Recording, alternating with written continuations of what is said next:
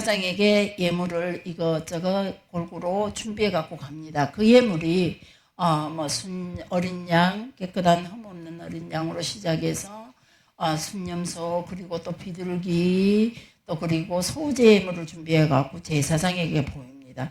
제사장에게 가서 예물을 드리고 내가 이제 깨끗해졌습니다. 그래서 제사장이 그를 정결례로 통해서 시키고 깨끗해진 것을 확인하고 나서 일주일간 기다려봅니다.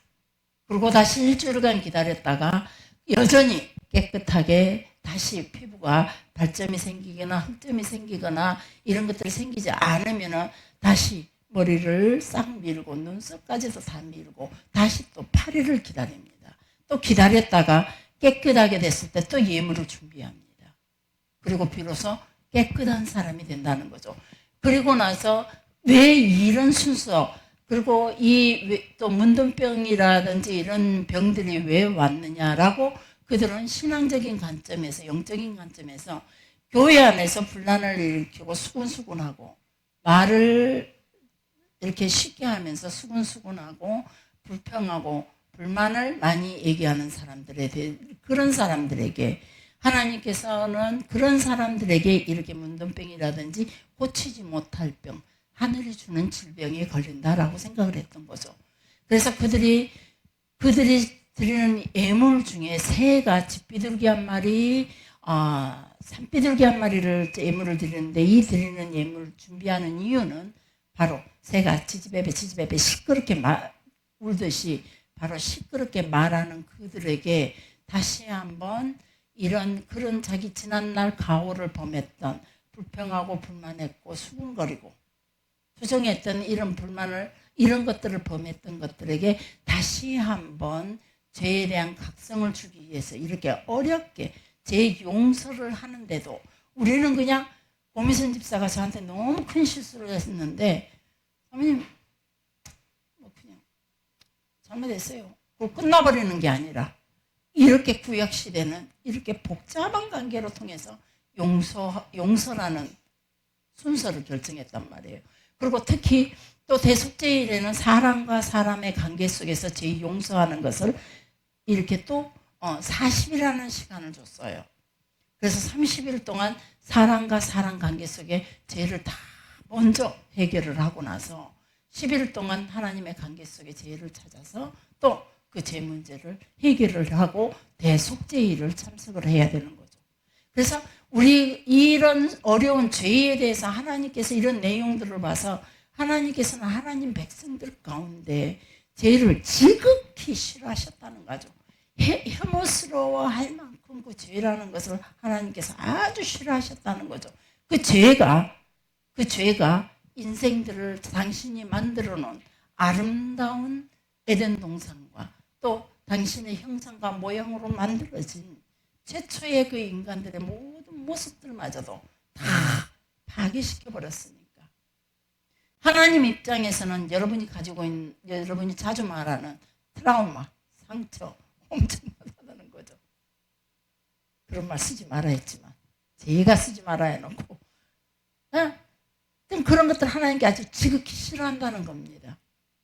그래서 그런 것들을 뭔가를 이렇게 남을 비평하고 또 죄와 연결시키고 또 그 죄로 연결시켜서 그걸 가지고 또 이렇게 돌이키게 하는 그런 방법들을 이렇게 어렵고 수많은 조건과 수많은 방법들을 가지고 어렵게 그 죄 용서함을 받는 것, 그런 것들로 통해서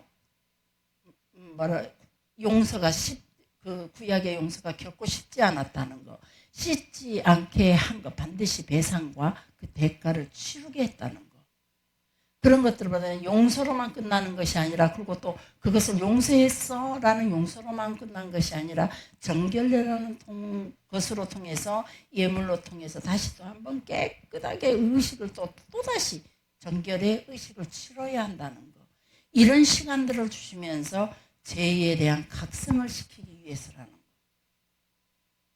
하나님이 배가 고파서 여러분들에게 재물을 원하시겠어요? 하나님이 모자라서 가난해서 여러분에게 재물을 원하시겠어요? 그런 것들로 통해서 여러분에게 철저하게 죄에 대해서 각성을 시켜. 요즘은 죄에 대해서 너무나 우리들 스스로도 그냥 이 정도는 장로님이 이해하시겠지 라고 그냥 쉽게 지나가 버리려고 해요. 우리들도 보면은.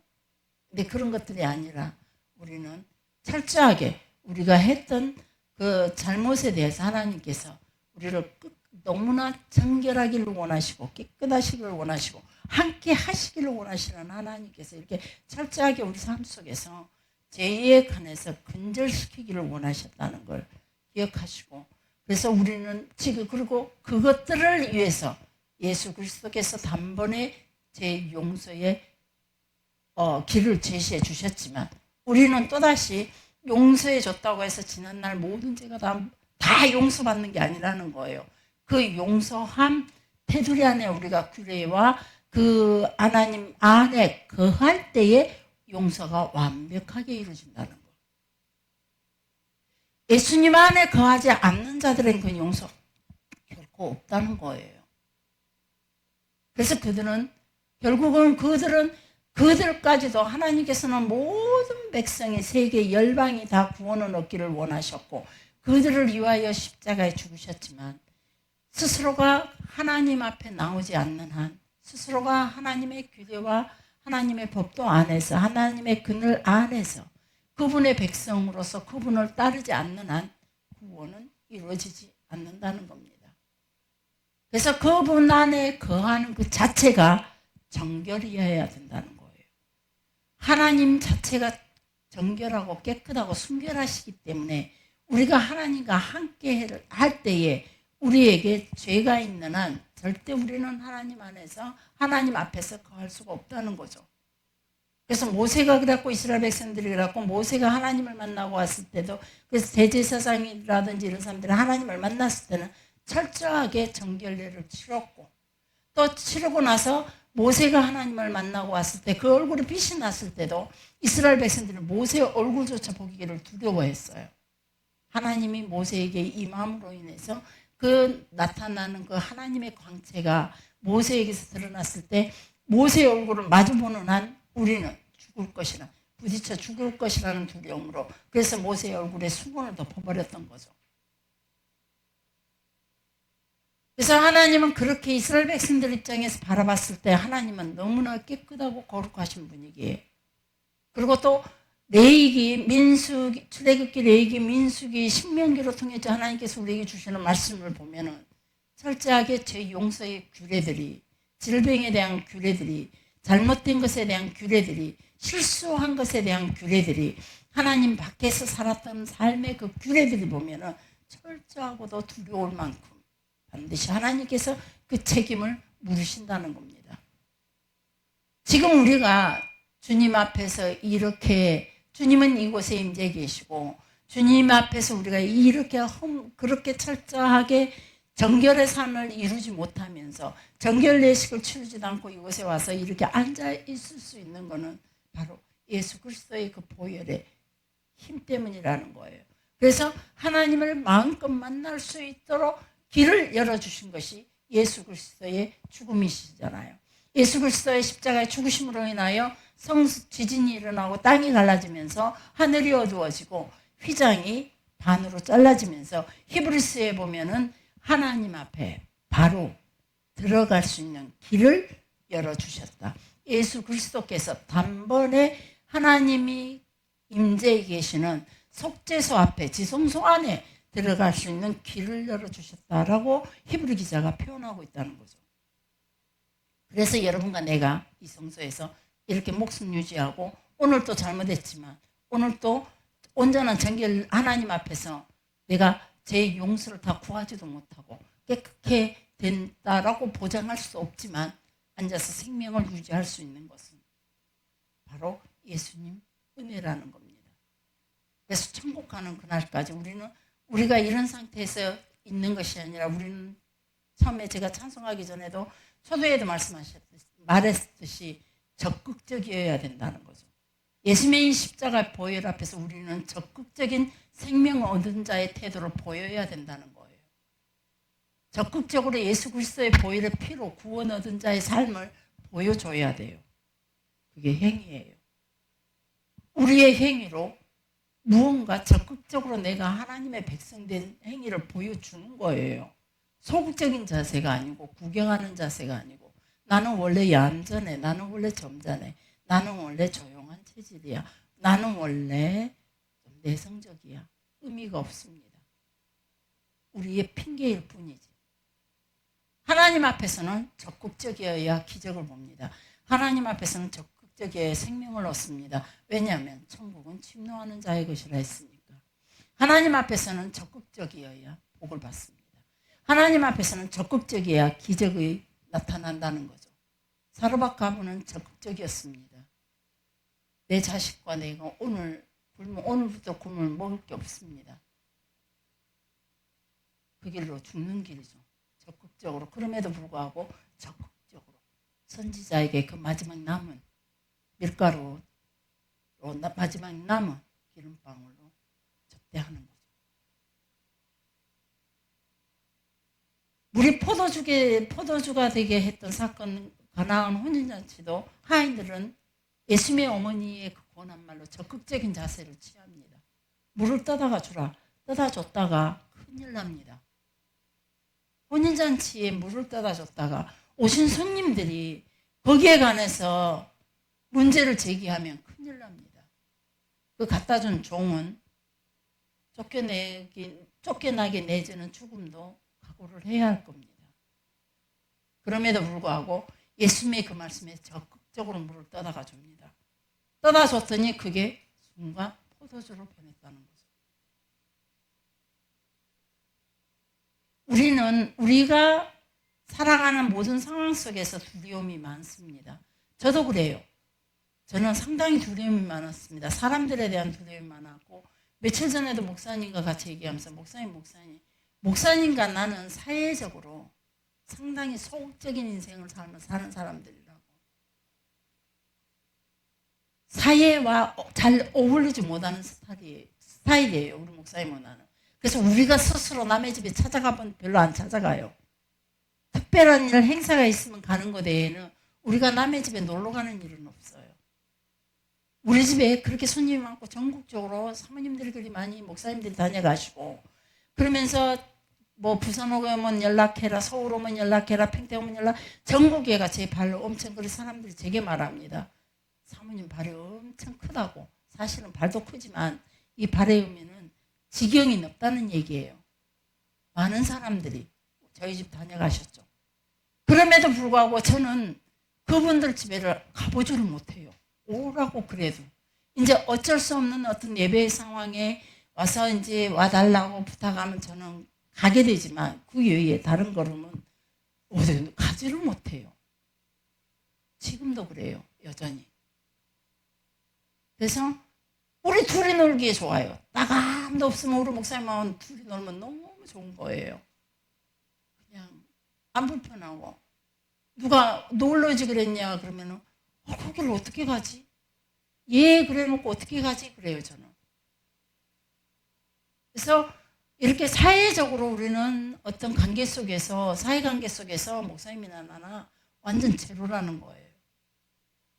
그럼에도 불구하고 여러분들이 인정하지 않겠지만 그리고 저를 걸크러쉬로 보지만은 사실은 정말로 이 속에 내성적이에요. 두려움이 많고 저 사람이 뭐라 그러면 어쩌지. 예배 마치고 나면 설교하고도 이렇게 수요일날 예배 마치고 나면 수많은 생각과 걱정이 내 이 말이 이미애가 삐지진 않았을까? 내 이 말이 변수에 내가 시험 들진 않았을까? 이 설 말씀이 우리 최장로님이 또 멈춰들지는 않았을까? 또 이 말씀이 우리 이은찬 집사님 받아치면 안 돼. 어쩔까? 마음에서 받아치면 어쩔까?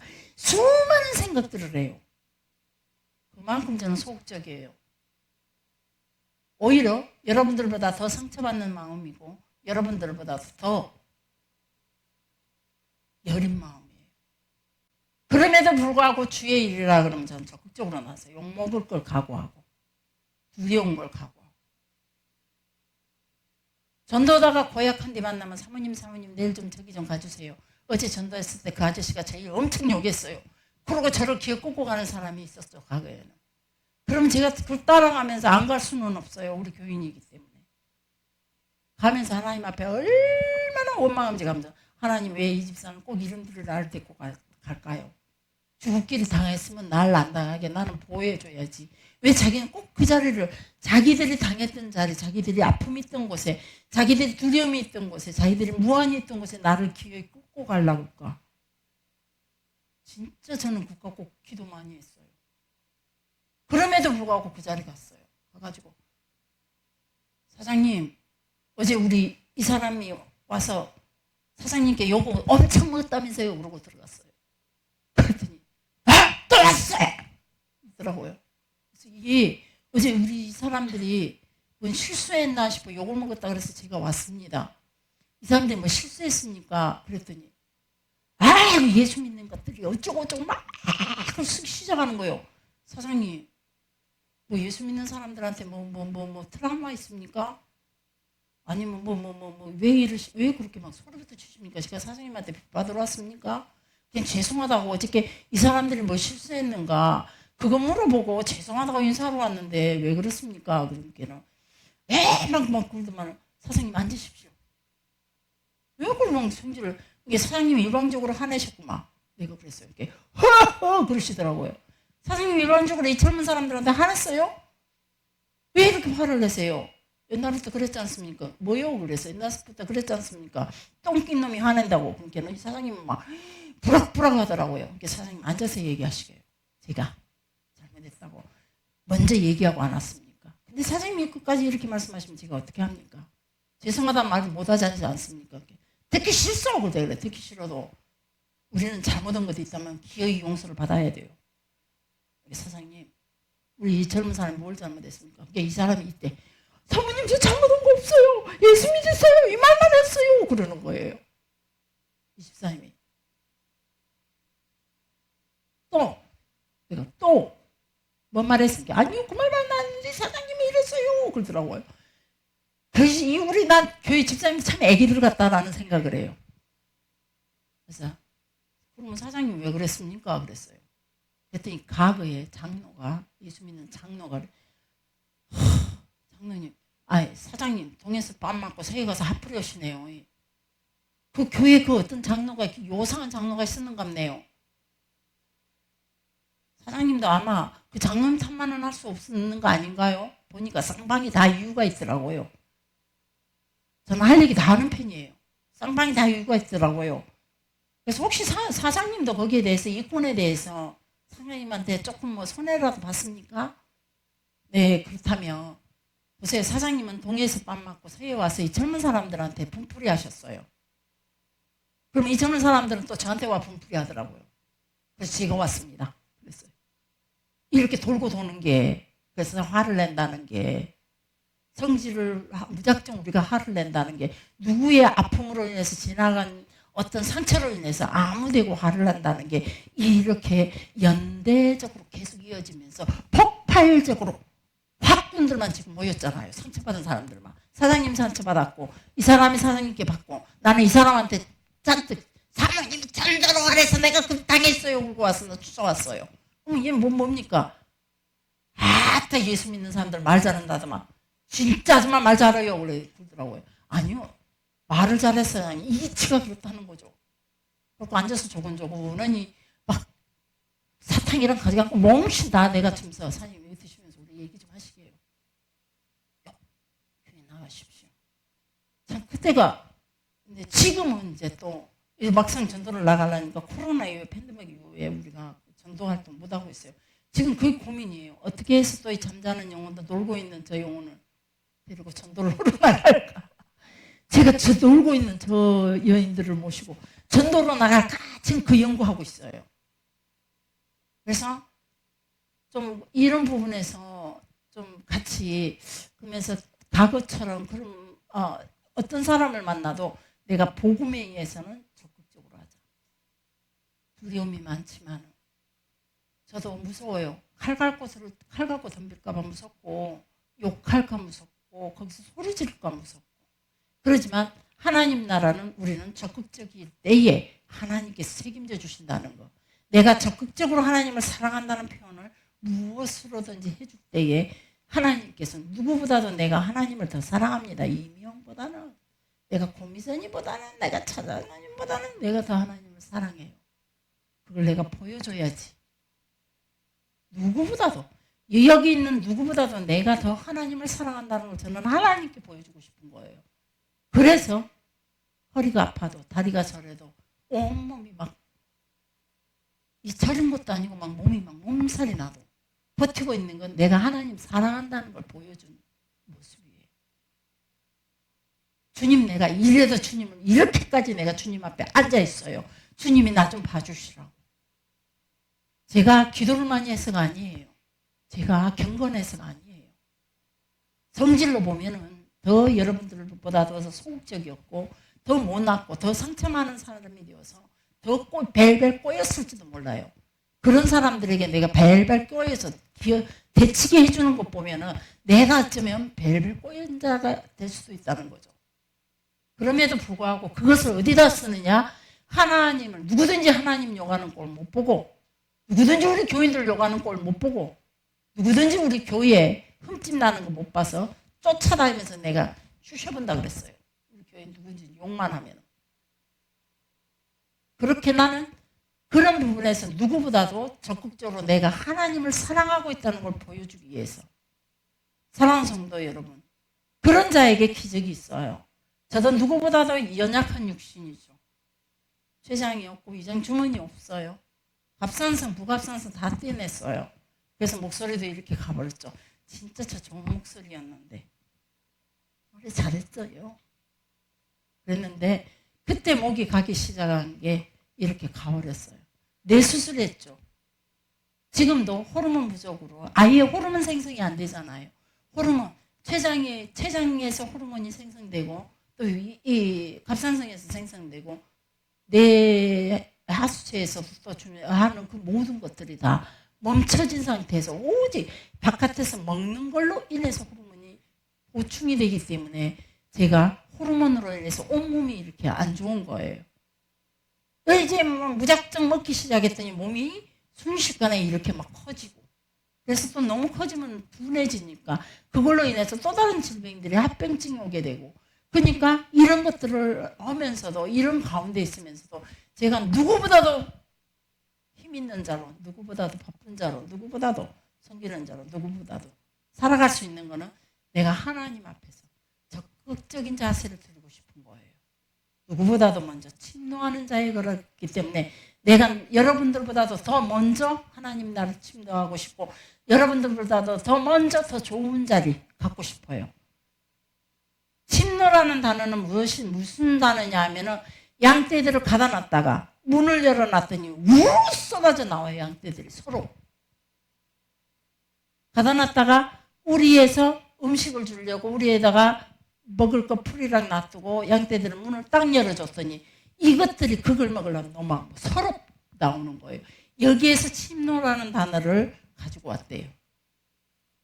그래서 천국은 침노하는 자다. 그래서 양떼들이 서로 먹으려고 앞다투고 막 목자도 제쳐버리고 다른 양들도 제쳐버리고 막 앞다퉈서 나와서 먹으려고 하는 그 자세. 바로 우리가 하나님 나라의 이 자세를 가져야 된다는 거죠. 우리는 그냥 단순히 성공은 침노하는 자다. 두두두두두두두두두두두 싹 싸죽이고 내가 먼저 가는 그 자리가 아니라 전투적인 그런 자리가 아니라는 거죠.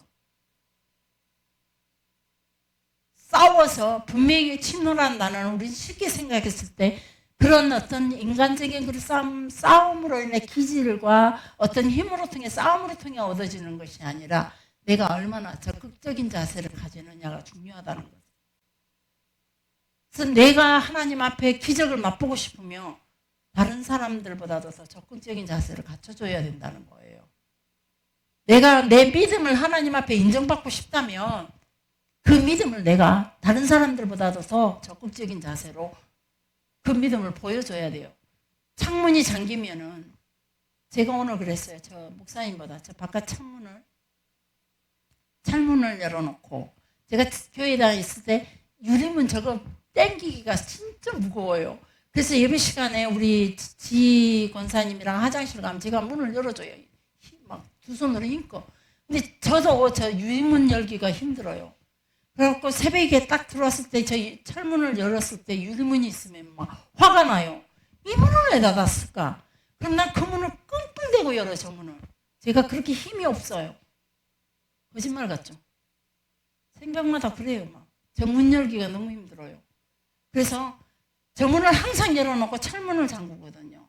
근데 오늘은 그랬어요. 목사님, 철문 잠가불고 철문을 열어놓고 유리문 잠가놓을까? 목사님 웃더라고요. 누가 과연 오늘 예배 참석하려고 저 문을 깨고 들어올까?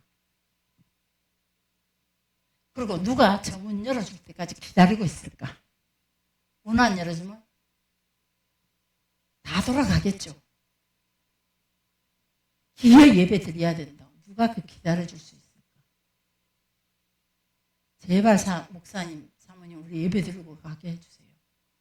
하나님께 예배 좀 드리게 해주세요. 왜 문 잠갔습니까? 이렇게 말하는 사람이 누가 있을까? 두말 않고 획 돌아서서 갈 사람 손 들어보시오. 그 상황에 말 안 해도 알 것 같아요. 다 갔을 것 같아요. 그게 그래서 갈까봐 무서워서 문 열었어요. 안 되겠다. 가겠다. 그래서 얼른 문을 그래서 도로 저 문 잠갔던 걸 도로 열어놓고 제가 그렇게 쫌생이로 소극적이에요. 한번 그 배짱 부려볼 만한데도 못하는 거죠. 그래서 자 구약에서는 믿음이라는 단어가 3번밖에 안 나오지만 그래도 그들의 모든 행위는 믿음이라는 단어를 구태여 안 써도 그들에게 주께 향한 믿음이 있는 자다 없는 자다 그들의 행위를 통해서 우리가 충분히 보고 알 수 있고 인정하고 할 수 있는 것들이죠. 규례 안에 거하느냐 전심을 다해서 규례 안에 거하느냐 안 하느냐. 근데 신약에 오면서 예수님께서 우리에게 조금 더 포괄적인 하나님의 은혜를 우리에게 보이시면서 예수님을 믿는 자 규례 안에서 구원 얻었던 그 하나님 앞에 감으로 통해서 규례 안에서 구원 얻었던 그런 삶에서 이제 예수 그리스도를 바라보면 그분에 따라서 수많은 규례 속에서 갇혀있던 우리에게 오직 예수님 한 분만 바라볼 수 있는 길로 우리를 인도해 줬던 거죠. 그래서 예수님 한 분으로 구원 얻을 수 있다라고 생각하니까 사도 바울 선생님 시대에도 전부 다 힘들었던 거예요. 할례도 받아야 되죠. 여러 가지 제사, 매 절기 때마다 하나님 앞에 시킨 대로 다 나가서 다 해야 되죠. 금식의 날 다 금식해야 되죠. 1년에 4차례씩 있는 국가적인 금식일. 그리고 1년에 그렇게 7개의 절기에 따라서 또 질병이 있을 때마다 죄를 지을 때마다 그 복잡한 규례들을 다 거쳐야만 하나님 앞에 용서, 정결함을 얻게 되는 그래서 구원의 자리로 들어갈 수 있는 그 통로가 생겼던 것을 이제는 예수 그리스도 단 이름 그것 하나로 구원의 통로로 들어갈 수 있는 거예요. 그래서 구원의 완성까지 갈 수 있는 자리까지 우리가 그 구원의 통로에서 벗어나지 않아야 되는 거예요.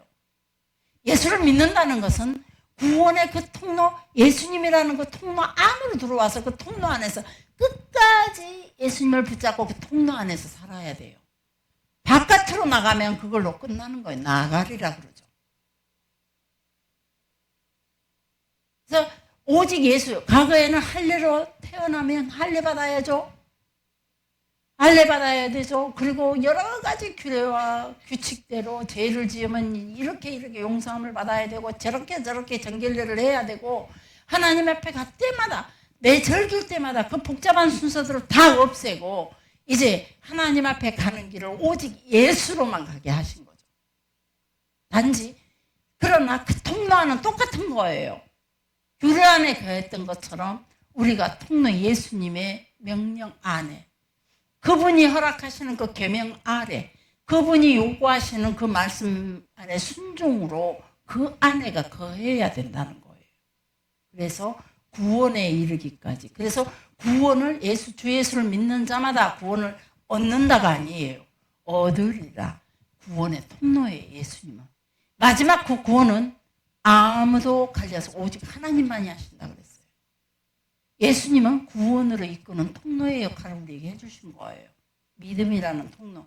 그래서 우리가 지금 이 순간에 구원을 얻을 수 있는 것은 지금 이 시간에 구원을 얻었다라고 자부하는 것은 여러분 스스로만이 알 수 있는 거죠. 내가 예수님 그 통로 안에서 예수님이 요구하신 계명대로 살았는가? 예수님께서 말씀하신 그 안에서 벗어나지 않고 내가 벗어나지 않고 오직 예수님 안에 거하고 있는가? 이걸로. 그래서 그런 것들 이제 로마서에서도 그래서 사도 바울 선생님이 그랬잖아요. 복음은 하나님의 의를 드러내는 것이다. 그래 하나님의 의는 어떤 겁니까? 거룩함이에요. 복음은 예수 그리스도는 하나님의 거룩함을 드러내는 거예요. 하나님의 거룩함을 드러낸다는 것은 무엇이냐? 하나님으로 인해서 우리가 하나님의 거룩함, 우리가 예수 그리스도로 통해서 하나님 앞에 서 있을 때에 하나님께서 하나님의 그 거룩함으로 우리 가운데 임재하시는 거예요. 그래서 우리는 하나님의 계명에 순종함으로 구원을 얻는 게 아니에요. 그게 행위로 구원 얻는 게 아니다 이 말이에요. 근데 순종함으로 구원을 얻는 게 아니라 순종할 때에 하나님께서 하나님의 그 구원의 생명의 통로를 우리에게 가지고 우리에게 오시는 거죠. 그래서 그 예수님과 함께 임마누엘 하면서 끝까지 함께 예수님과 갈 때에 영원한 구원으로 우리가 올인할 수 있는 거죠. 신약에서는 믿음이라는 단어가 230번이나 나옵니다. 왜 그러냐면 예수 그리스도를 소개하면서 계명과 규례가 아닌 예수 그리스도를 통해서 구원을 얻게 된다는 걸. 그래서 그들이 유대인의 사상에 오직 구약의 율법을 지켜야만 그들이 가지고 있는 수많은 율법들, 더군다나 모세 오경의 율법뿐만 아니라 그들이 다시 새롭게 제작한 시대에 맞게 자기들 인간들에게 맞추어서 새롭게 만든 탈무드라든지 미시나라든지 게마라라든지 이 모든 율법 속에서 그것들을 지켜야만 구원을 얻을 수 있었던, 그래야만 구원을 얻는다 생각했던 그들이 두껍게 계명의 옷을 입고 있던 그들에게 어느 날 다 벗고 예수 그리스도의 옷 한 벌, 피라는 그 믿음의 옷 한 벌만 딱 걸칠 때에 바로 구원으로 이룰 수 있다는 것을 설명하기 위해서 신약에서 믿음이란 단어를 그렇게 많이 썼던 것 같아요.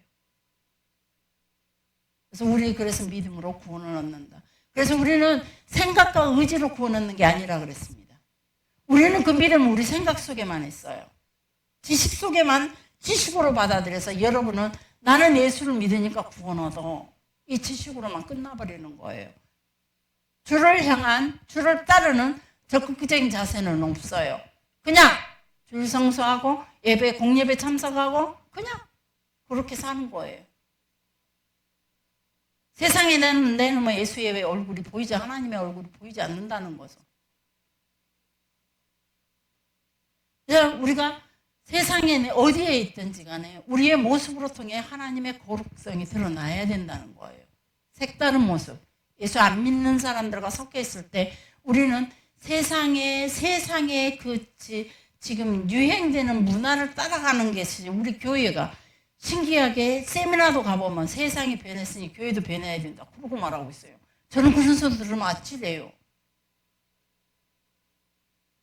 세상이 변했다고 왜 교회가 변해요? 세상이 변했다고 왜 하나님 말씀 변하는 거예요? 하나님의 해석이 싹 바뀌는 거죠. 세상이 변했으니까 교회도 변해야 된다 이렇게 말해요. 세미나가. 목회자들 세미나 가보면.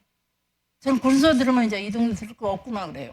들을 게 너무 좋은 거 많은데도 불구하고 그 자체가, 생각하는 구도 자체가 잘못했다는 거죠. 우리는 세상을 역으로 가야 하는 것이 우리 기독교인들의 모습인 것 같아요. 세상과 반대되는 모습으로 살아야 돼요. 그런데 세상이 변했으니 우리도 따라 변하는 거예요. 세상의 문화에 따라, 세상의 시대에 따라 바뀌듯이 우리도 따라, 교회도 따라 바뀌는 거예요. 그러니까 하나님께서 말씀하시기를 세상의 것이 교회 안으로 들어와서 마치 하나님의 것인 것 마냥 둔갑해가지고 그것이 진리인 것처럼, 그것이 계명인 것처럼 바뀌어갖고 있다는 거죠. 세상의 것은 내 것이 아니고 사단의 것이라고 그러셨어요. 세상에 지금 급속도로 변하는 것은 사단의 영향력이라는 거죠. 교회는 공동체예요. 레위는 하나님께 선택된 하나님의 백성들, 하나님을 섬기도록 최적화 만들어놓은 하나님 백성들, 레위인들이에요. 레위인의 뜻이 연합이에요. 연합이에요. 하나님 나라는 연합이에요. 이게 세상의 출발이에요. 그래서 하나님께서 아담 혼자가 아닌 하와를 함께 연합된 가정으로 통해서 하나님 나라가 출발이 됐어요. 근데 갈수록 그 연합이 없어져 가요. 우리의 자녀도 네 마음대로, 네 힘든 대로, 네 고집대로, 네 생각대로 부모가 원하는 것이 아니라 네 원하는 대로 살아라. 모든 상담이 그래요. 예수를 믿는 크리스찬이든 불신자든 간에 상관없어요. 모든 상담이 세상의 상담은, 세상 상담은 다 거짓말이에요. 가짜예요. 사단의 것이에요. 저는 상담하고 공부하는 걸 너무 감사해요. 그걸 했더라면 내 정신이 빼앗겼을 거 아니에요.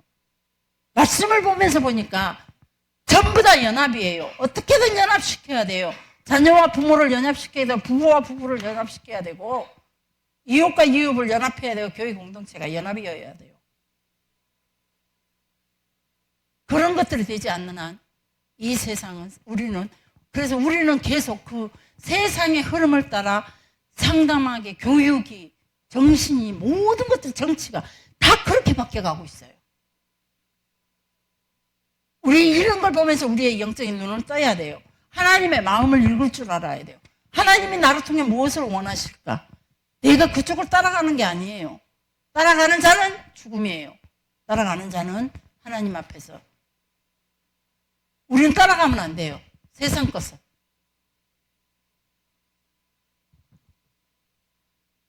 식구라는 거는 뭐냐면 함께 밥 먹는 사람들이에요. 이걸 식구라 그랬죠. 근데 식구라는 거는 뭐냐면 함께 붙어 있는 사람이에요. 뭐라 그랬죠? 다바크. 서로 사랑하는 관계죠.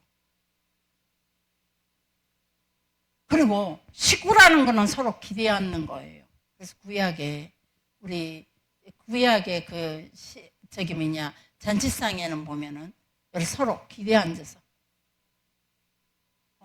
왼쪽에 있는 사람에게 오른쪽에 있는 사람이 어깨를 기대고 앉아 있으면은 왼쪽에 있는 사람이 오른쪽에 있는 사람을 음식을 떼어 먹여주기도 하고, 누워서 있던 사람도 기대고 있는 사람도 이렇게 떼서 먹여주기도 하고. 레오나르도 다빈치의 그 최후의 만찬 그림 틀린 것이 여러 개예요. 로마에 가서 봤더니 틀린 것이 여러 개예요. 예수님의 만찬은 밤이었어요. 근데 거기는 난 대낮이었어요. 그리고 예수님의 만찬은 디귿자예요. 근데 그는 일렬로 있어요. 그리고 예수님 만찬은 한가운데 있어요. 근데 예수님은요, 두 번째 자리에 앉아 있어요. 첫 번째, 두 번째 자리에. 원래 그 모습은, 만찬의 모습은. 그 그림은요, 누구야? 가톨릭에서 그린 그 그림이 다 틀린 거예요. 네? 그런 것들은 서로 그렇게 앉아서 서로 기대해서 서로 음식을 나누고 찍어서 먹이기도 하고, 붙어 있는 거, 같이 밥 먹고 같이 붙어 있고 함께 하는 거예요. 이런 사람들이 공동체예요. 다음 주일에 뺑 둘러서 해갖고 우리도 둘러앉아서 이명 권사가 나 먹이고, 나가 변 권사 먹이고, 변 권사는 저 목사님 먹이고, 목사님 사모님 먹이고, 사모님은 저기 이거 한번 해볼까요? 겁나 불편할 것 같더라고요. 제가 이걸 한번 상상을 해봤어요. 이걸 한번 하자. 다음에 6월절 때는 내가 이런 식으로 한번 예배를 구성해볼까? 라고 생각했는데, 참 불편해갖고, 우리 변호사랑 사모님 다시 생각해보면 안 될까요? 이명호사. 사모님 너무 불편해요! 막 이럴 것 같아요. 강면 집사님, 사모님 그거 다른 방법으로 하면 안 될까요? 그럴 거고. 그냥 막 말이 많을 것 같아요. 그럼 제가 막 스트레스가 막 폭발할 것 같아서 지금 연구 중이에요. 이래놓고 시작하면 아무 말도 안 하겠죠. 반대할 사람이 이제 없겠죠. 하더라도 그런 것 같구나 하겠죠. 자, 우리는 그러니까 이렇게 믿음이라는 거는 함께 하면서, 함께 하되 어디서 함께 하느냐? 하나님의 바운드 라인 안에서 함께 하는 것, 삶이 하나님 나라의 공동체예요. 세상의 조건과 세상이 요구하는 지식적인 것들, 학문적인 것들, 세상이 요구하는 문화적인 것들, 이 모든 것들이 다 하나님의 나라와는 반대되는 것들을 설계하고 있고 반대되는 것들을 마치 진리인 것처럼 그걸 드러내고 있어요. 근데 신기하게도 교회에서 진짜의 진리를 쥐고 있으면서도 그 진리를 등불을 못 밝히는 거예요. 이것이 옳다라고 말하지 못해요. 세상의 그 조건에 다 따라가고 있어요. 그것이 옳다라고 얘기를 하고 그것에 따라가고 있는 거예요.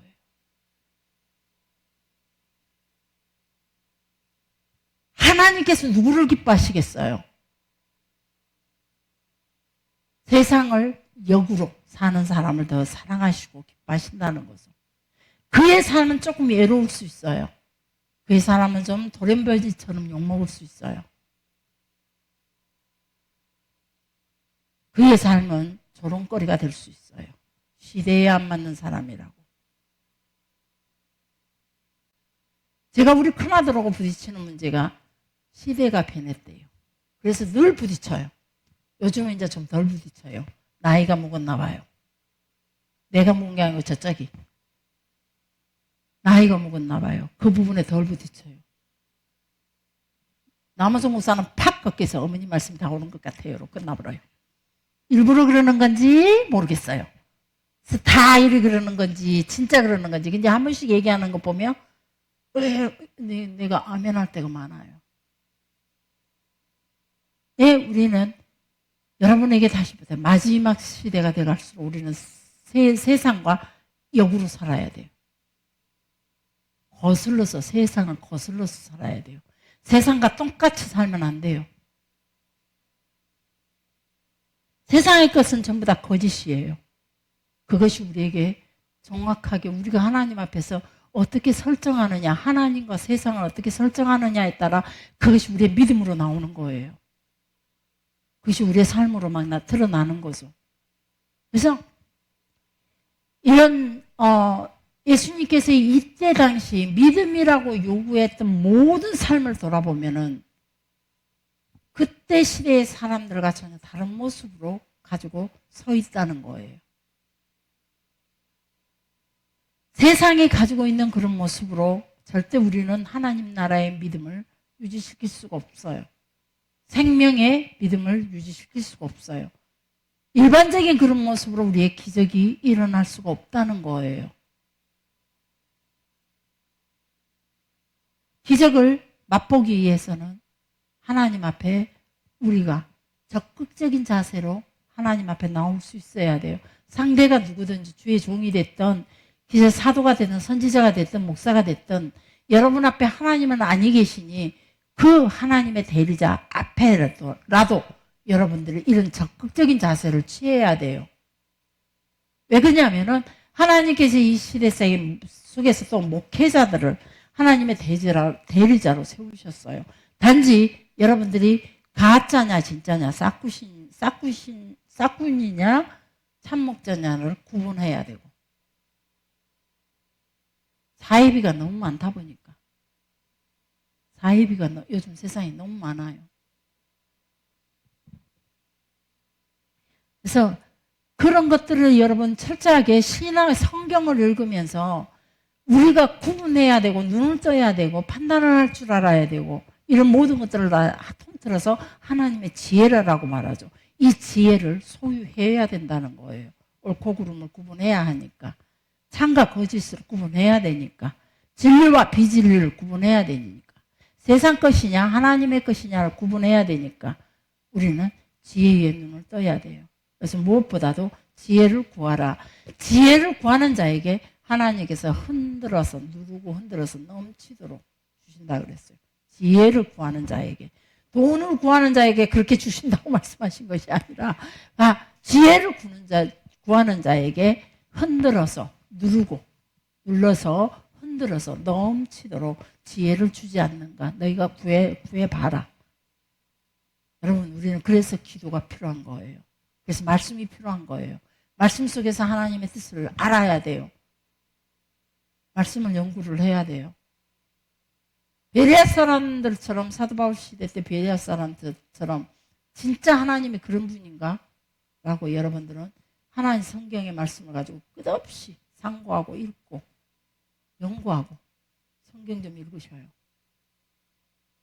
그리고 연구를 하세요. 그리고 기도하세요. 모르는 게 있으면. 하나님 앞에 지혜를 구하는 기도. 그 다음에 나오는 말씀이 누가복음 7장이에요. 누가복음 7장 11절부터 17절 말씀인데 나인성 가부는요 누가복음에서만 기록되어 있어요.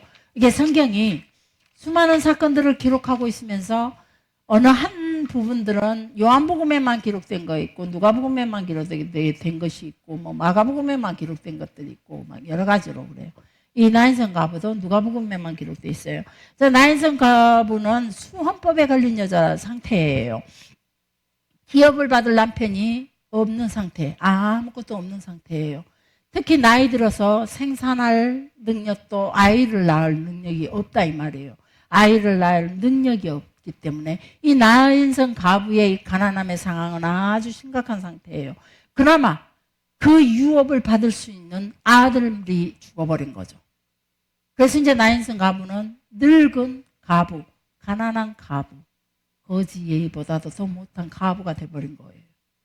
이런 상황에 있는 나인성 가부의 생활이에요.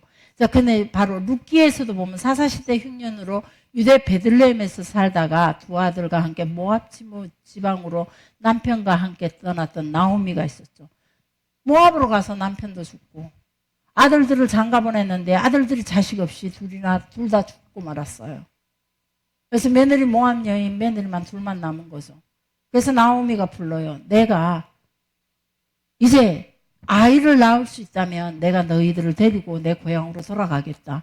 그러나 나는 늙어서도 아이를 못 낳는다. 수헌법을 가지고도 계대법을 가지고도 나는 아이를 못 낳는다. 내가 늙었기 때문에. 그래서 너희들이 가봤자 너희들도 역시 나와 똑같은 가부 된다. 그러니까 너희들은 여기 남아서 여기서 새 출발을 해라. 그렇습니다. 그러나 그 중에 룻이 어머니의 하나님이 나의 하나님, 아주 적극적인 자세를 가지죠. 며느리의 본분을 다해서 하나님을 알았던, 시집을 가서 알았던, 나오미로 통해서 알았던 그 하나님에게 안에서 적극적인 믿음의 모습을 보이죠. 어머니의 하나님이 나의 하나님, 어머니의 조국이 나의 조국. 그래서 어머니를 모시고 어머니의 고향으로 돌아갑니다. 돌아가서 보니까 정말로 아무것도 없어요. 둘 다 자식이 없어요. 둘 다 가난한 가부일 뿐이에요. 재산도 없어요. 먹을 것도 아무것도 없이. 그리고 옛날에 팔고 갔던 거 50년 만에 돌려받을 수 있어요. 희년만 지나면 내가 어떤 상황에서 팔았든지 그걸 다시 돌려받게 돼 있거든요. 그런데 그것도 돌려받을 수가 없어요. 왜요? 아들이었기 때문에. 그래서 나오미가 선택한 것이 보아스라는 남자를 선택했죠. 며느리의 남편으로. 이것이 바로 수헌법이요. 그래서 보아스로 통해서 룻이 아이를 낳게 되고 그 룻의 자녀로 통해서 다윗이 태어나게 되고 다윗의 할머니가 되죠. 자, 이런 것들이 수헌법이에요. 내가 소망이 없으니. 그리고 유다도 마찬가지죠. 유다들도 아들을 셋이 있었는데 부인은 죽고 아들을 결혼을 시켰어요. 첫 아들을 결혼시켰더니 첫 아들이 죽어버렸어요. 아들을 못 낳고 죽어버렸어요. 그래서 당연히 이 며느리가 둘째 아들로 통해서 큰 아들의 아이를 생산해줘야 돼요. 그래서 큰 아들의 아들을 생산해줘야 되는데 이 둘째가 가만히 생각하니까 가만히 형수가 아기를 안 가지면 형님의 재산이 내 건데. 그래서 관계는 같대 설정은 땅에다 해버렸다 그랬죠. 그것이 하나님 의식에 악해서 둘째 아들이 죽습니다. 셋째를 바라봤더니 그래도 다말은 끝까지 또 서방님을 바라봐서 셋째를 바라봤더니 어리다. 이제 무서운 거예요. 아버지 유다가. 저놈마저 죽으면 며느리가 하나 잘못 오더니 아들 두 놈이나 잡아먹어버렸어요. 그랬으니 어찌 셋째 아들을 죽었어. 놀래갖고. 그래서 친정에 가 있어라. 성장하면 아들이 다 성장하면 부르마. 성장하고도 안 불러버려요. 이 아들도 죽을 감시. 그러자 다말은 술집의 여인의 모습으로 변장을 하고 시어아버지 오고 기생의 몸으로 시아버지가 하룻밤을 지내죠. 그가 아들을 낳게 되죠. 쌍둥이를. 이런 것들이 다 소원법에 관련된 이야기들입니다. 계대법. 그래서 이 나인성 가부도 역시 이런 계대법에 걸린 여자라는 거죠. 아주 비참한. 지금 가부로, 우리나라의 가부는요, 성경에서 고아나 가부를 돌아봐라. 우리나라 가부들은 안 돌아봐도 돼요. 돈 많아요. 신랑이 죽고 나니까 혼자 쓰는 돈이 엄청 많아요. 그래서 그런 사람을 말하는 게 아니에요. 가부는 아무것도 가질 수 없는, 모든 걸 소망도 없는 그런 가부를 말하는 거죠. 그래서 나인성에 가시니까 이 독자를 둔 가부가 그 아들이 죽고, 그것 때문에 이제 나는 영원한 소망이 사라졌구나. 이 나인성 가부의 눈물이 얼마나 컸을까. 그걸 보고 예수님께서 아들에 대한, 또 기업에 대한, 그리고 미래에 대한 모든 소망을 현실로 다시 한번 허락해 주시는 사건입니다. 여러분의 미래와 여러분의 세상에 대한 모든 소망이 사라졌다 할지라도 우리가 주님 안에 믿음으로 바운드 라인 안에만 거한다면 반드시 하나님은 나의 미래를, 반드시 하나님은 절망이었던 내게 소망으로, 반드시 하나님은 죽음이었던 내게 생명으로 갚아주신다는 거죠. 아들도 미래도, 그리고 먹고 사는 모든 문제를 하나님께서 기업까지 허락해 주시는 거죠. 이때 세례 요한이 지금 어디가 있나요? 세례 요한이 아직 죽은 상태가 아니에요. 감옥에 있는 상황이에요. 그래서 감옥에 있던 세례 요한이 이 나인성 가부의 사건이 있는 다음에 감옥에 있던 세례 요한이 자기의 제자들을 보내요. 예수님에게. 아마 이때 세례 요한이 약간의 예수님에 대해서 의심을 했던 것 같아요. 그러니까 이제 6개월째 감옥에 갇혀있던 그런 모습 속에서 제자들을 보내갖고 예수님에게 질문을 해요. 당신이 오실 그이가 맞습니까? 당신이 이 땅에 오시는 메시아가 맞습니까?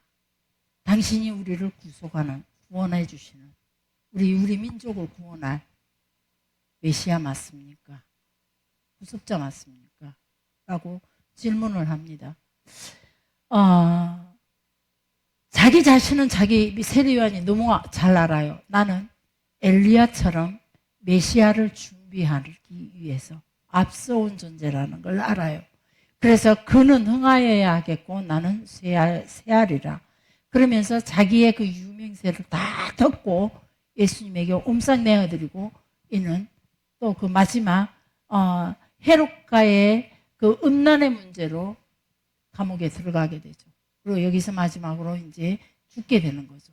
그래서 그런 상황에 있는데 자기의 할 일은 다 한 건 분명히 맞는데 내가 그동안 살아왔고 이 자리까지 왔던 이 이야기의 주인공이 바로 지금 현재 예수라는 저 분이 그 사람이 맞는가? 말하자면 예수님에 대해서 잠시 흔들린 것 같아요. 자신의 역할처럼 예수님의 그 행동하시는 것이 조금은 다르거든요. 바리새인들이 다르게 봤던 것처럼, 사두개인들이 다르게 봤던 것처럼, 당시 서기관들이라든지 지도자들이 예수님을 이단화로 봤던 것처럼 세례 요한도 잠시 여기에서 헷갈려서 예수님을 좀 다르게 봤던 것 같아요. 자기가 기대했던 모습과는 다르게 세례 요한은 철저하게 나서 자라면서 광야에서 지내면서 금욕 생활을 했었고, 그래서 메뚜기와 석청을 먹고 살았고, 석청이라는 거는 잘 배웠죠. 벌꿀이 아니라 종려나무 열매가 바위 위에 떨어지면서 꿀처럼 달기 때문에 거기는 돌이 많다 보니까 그래서 돌 위에 있는 꿀이라 그래서 석청이라 그랬죠. 그래서 그런 것들만 먹고 살았어요. 그러면서 금욕 생활하면서 오직 하나님의 나라만 외쳤던 사람이죠. 자기의 인간적인 모든 삶을 다 버리고 누리고자 했던 누릴 수 있는 모든 것들을 다 버리고 살았기 때문에 예수님에게도 자기가 지켰던 그 거룩함을 그분도 지킬 거라고 생각했는데 가만히 보니까 들리는 소문에 의하면 죄인들과 함께하는 거는 뭐 그렇다 하지만은 그 뭐죠? 뭐 여러 가지로 저기 뭐 안식일 날 제자들이 오고 뭐 금식도 같이 금식의 날 제자들도 금식하지 않고 이 모든 일에가 이 헷갈렸던 거예요. 그래서 내가 소개하는 분이 내가 당신을 소개했었는데 보라 세상 죄를 지고 가는 어린 양이다라고 소개했었는데 내가 소개했던 그분이 당신이 맞습니까?